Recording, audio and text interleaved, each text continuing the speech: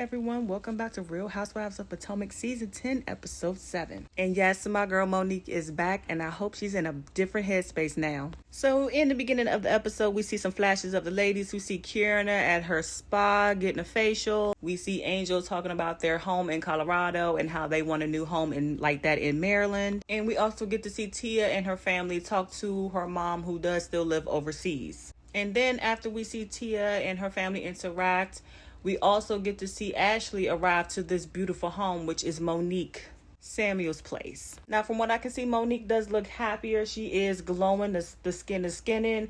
And her house is very unique and is definitely giving that's who Monique is. We then get to see flashbacks of Monique and Ashley's relationship and how it has progressed over the years. And then we also get to see, Monique's marriage and how it ended and how she has changed and progressed with her own new lifestyle now that she is no longer married to Chris. So as Monique walks Ashley through her home, we see that Monique got another bird. It's not T'Challa, it's another new bird. I really definitely felt Monique in that moment when she lost her bird, and then when her bird passed away. And also when T'Challa kind of went over to antagonize Wendy a little bit. That was funny to me. The ladies then go outside, which is my favorite part of her home, because the patio looks gorgeous, but all that acre of land behind it, that screams peace, and that's what I love. To be surrounded by wilderness and quiet and just nature and fresh air. The ladies then sit down, catch up on the patio, and start to discuss, what's been going on in each other's lives. And, Monique also expresses how, the reason that she's on the path of being peaceful and righteous and just having more clarity was when she had that very huge altercation, I think season 5, when it was Monique versus Candace. And it was just a bad fight. Everybody, well, not everybody, but Monique and Candace are both to blame for each other's part in it.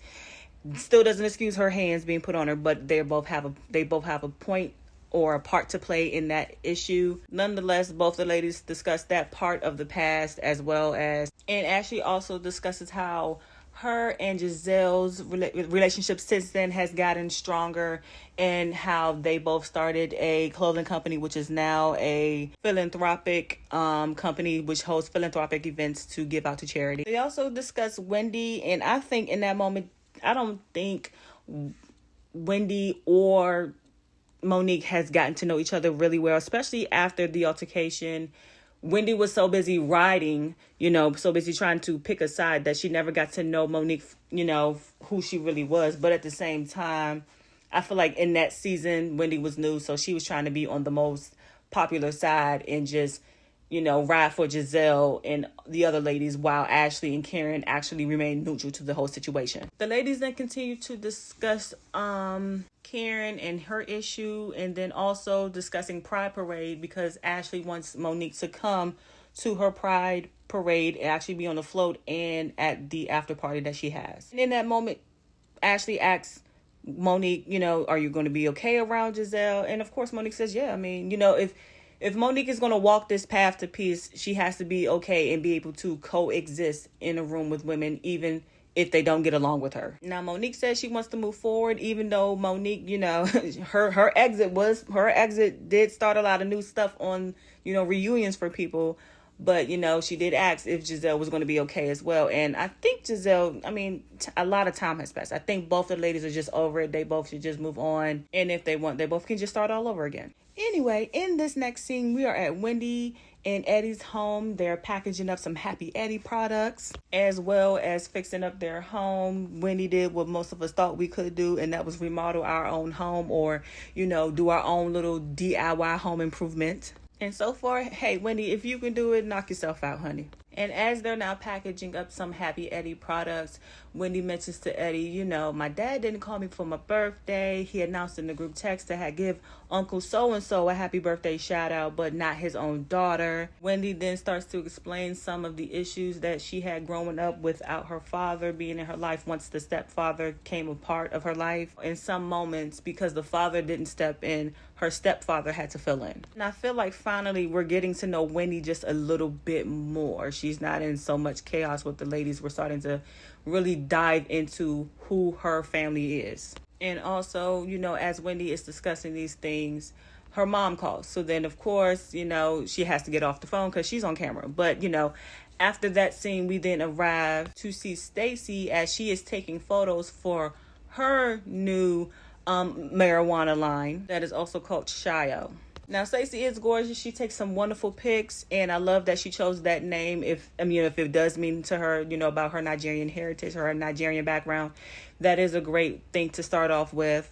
Being a part of the medicinal marijuana line, or just the marijuana line period by itself, it's not inclusive. Anybody can try it if they have the money. I just wish that Stacey did not lie about it. And as Stacey is starting to take her photos and, see her product and its packaging more, we get back to Wendy's house, and Wendy and Eddie start to discuss Stacey having her own line as well. Of course, they joke about it. Of course, they talk about it because Stacey, you did copy, but at the same time, it's not inclusive. So Stacey can't come out with her own line if she wants to.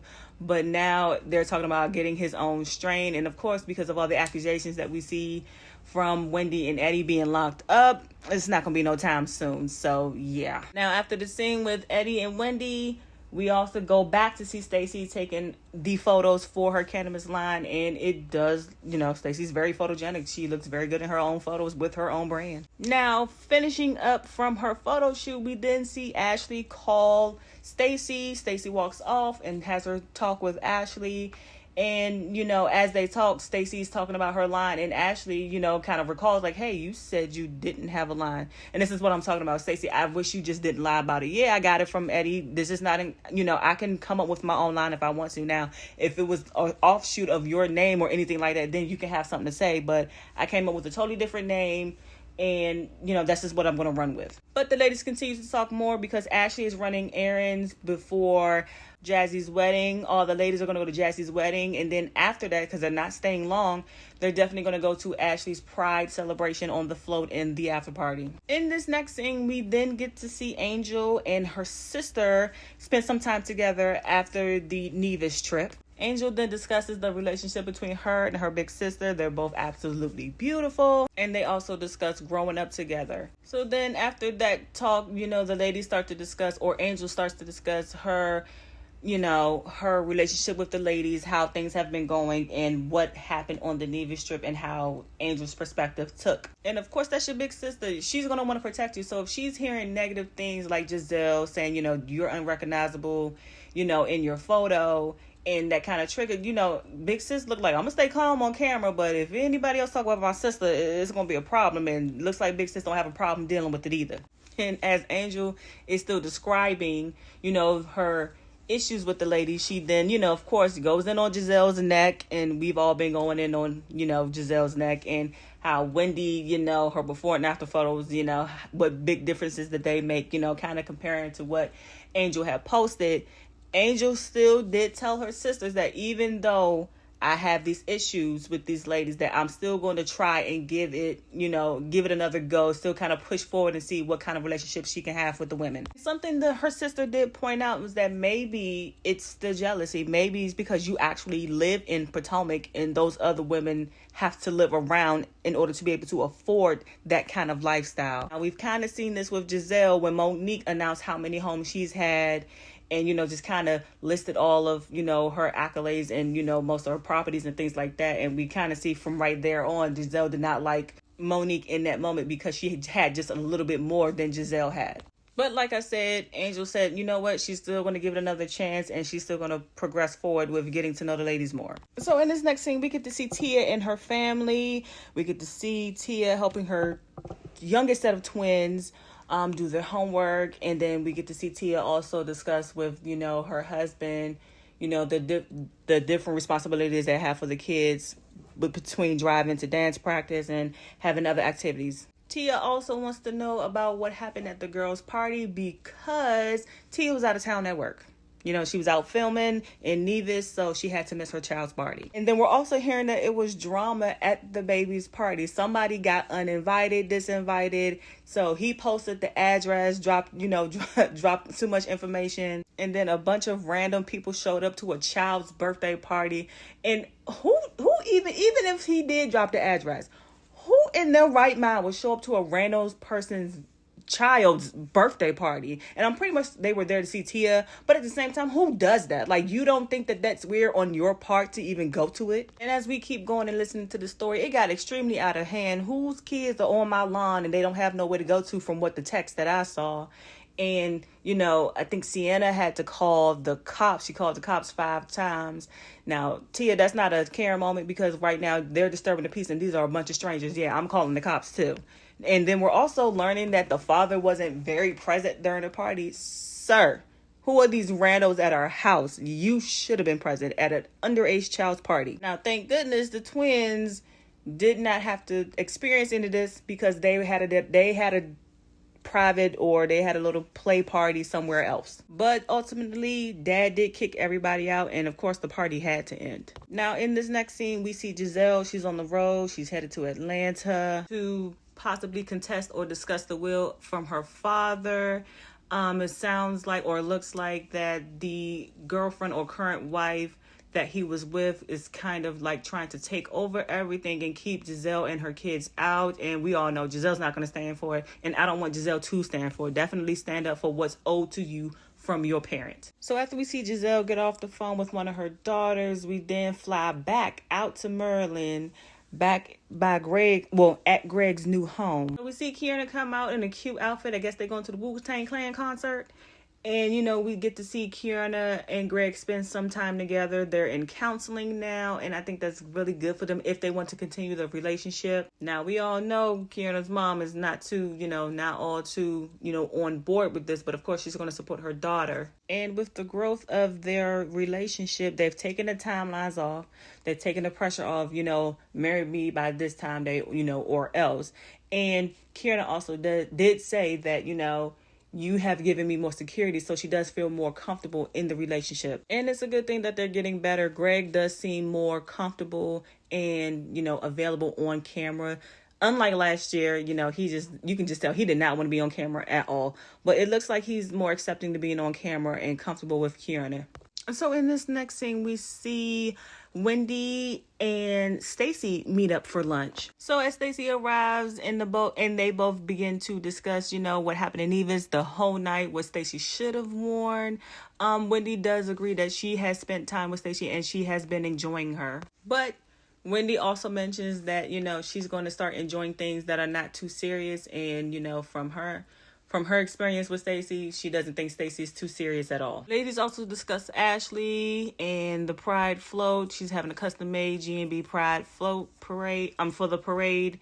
And, they're kind of hoping that she doesn't sing. I'm kind of hoping Ashley doesn't sing too. And, after a good key, talking about Ashley's voice, the ladies then start to discuss Stacy's brand of her cannabis line. As they discuss Stacy's new gummy line, they discussed the name of it, so to pay homage to her Nigerian root. And even in this moment, I can appreciate Wendy's sarcasm, because Wendy asked her, why Shio? Why not other names? And of course, Stacey's going to come up with an excuse. She has an affinity for Nigerians.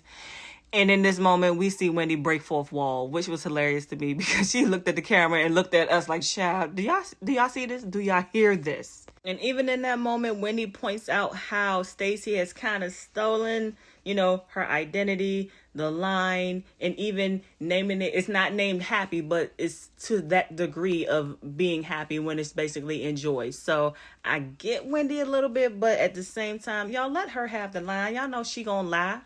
Stacy be lying. We know Stacy be lying, just like Mia used to be lying. Just let her have it. Now, in this moment, Stacy does say that she did not create the line in order to compete or copy. And, Wendy, kind of appreciates it. I don't think she fully did. But at the same time, I don't feel like Stacy's hurting anybody. Just let her do her own thing. She got to have some type of side business. Now, to me, after that awkward lunch, we are back in Georgia, and we get to see Giselle at court. And we see Giselle coming out of court, from contesting her father's will.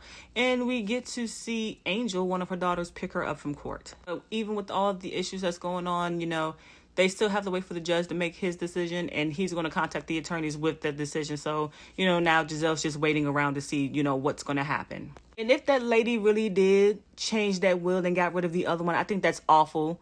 Nobody deserves that, not even Giselle. nobody deserves to have those types of plans, that type of will changed because you're so greedy. You want everything and not even think about, his kids and his grandkids and what he may have left to them. And after the whole Giselle situation, we get to the next scene where we're at Jazzy's wedding. We're out in Texas. I see Ashley, Stacy, and Wendy all getting ready to go see Jazzy get married. Now, before the wedding, they do get to pop in on Jazzy. She's beautiful. She's getting ready for her wedding day. And we also get to see that fat ass ring. Now, that's a ring. If I was going to do a cluster, I'd do a cluster like that. But the ladies take a couple shots with the bride-to-be. They all get seated. And as we see Jazzy get ready, I think her dress is going to look amazing. But we get to see some of the scenery. And yes, it looks like no expense was spared. That wedding looks absolutely amazing. But as we always also know that the ladies have to get back because they have to do the pride float for the parade. So now in this next scene, we look like we're at a bar and we see Pride Day kicking off and we see Stacy walk in, and I guess they haven't gotten on the float yet, but it does look like the ladies made it back from the wedding just in time to do the parade. So now we see all the ladies start to arrive and everybody's conversing at the bar. We see Ashley hand out those pretty shirts. I actually want one of those, but one of those pretty pride shirts that she had one individually made for everybody. And to each of them, they have their own specific names, which they are cute for each one of them. So then we see the ladies party a little bit. They put on their shirts. They all enjoy their new names. They all converse and have a little fun. And then we all get to see Monique make her grand entrance. And as Monique walks in partying herself, she does party right past Giselle. Now, in this moment, I do think she saw Giselle, but I think it would have been awkward because, they're not on speaking terms. They're not actually, friends. So I think it would have been awkward for her to go, "Hey, Giselle," because, what if Giselle didn't say hey? So I think that was just kind of sort of a good move to just walk past. We'll talk about our issues later. But as we see, Giselle is a little bit surprised, a little bit taken aback, but I don't think Ashley let her know, but if she did, I probably just forgot and I didn't mention it. But anyway, we see Monique meet all the girls. We see Monique catch up even with Wendy. Okay, so we do see Giselle and Monique hug it out. Okay, I thought that was cute. I guess the ladies are over the BS that they've went through in the past of this show. And in this moment, I'm kind of with Giselle too when she, kind of went to the side, because you do want to know who the new Monique is, because you might just like this new Monique. She's grown, she's prospered, she's, gotten past all of her issues that she may have had once. But as we see, the party continues. She is still meeting the new ladies. So then we get to see Wendy explain, how she was introduced to Monique and how, she knows Monique as well. Like I said, in the beginning, Monique really didn't get to know Wendy, especially after the altercation between Monique and Candace. So while still getting to know the new ladies, Monique does get a shirt. Now, after hanging out for a while at the bar, we start to see Kierna and Monique start to conversate of how she knows everybody, who she knows. And, of course, that then, we pan over to see Stacy looking all nervous. Stacy, if it was just a few days, I don't know why you nervous, sis. But, of course, the conversation does come up because Kierna brings it up. She asks, involves Stacy. Stacy, you don't know Monique. You've dated her husband for a couple of times. But after the days get to know each other a little bit more at the bar, the conversation, once again, like I said, comes up.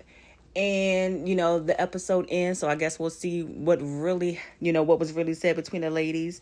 But like I always say, like, comment, share, subscribe. Bye.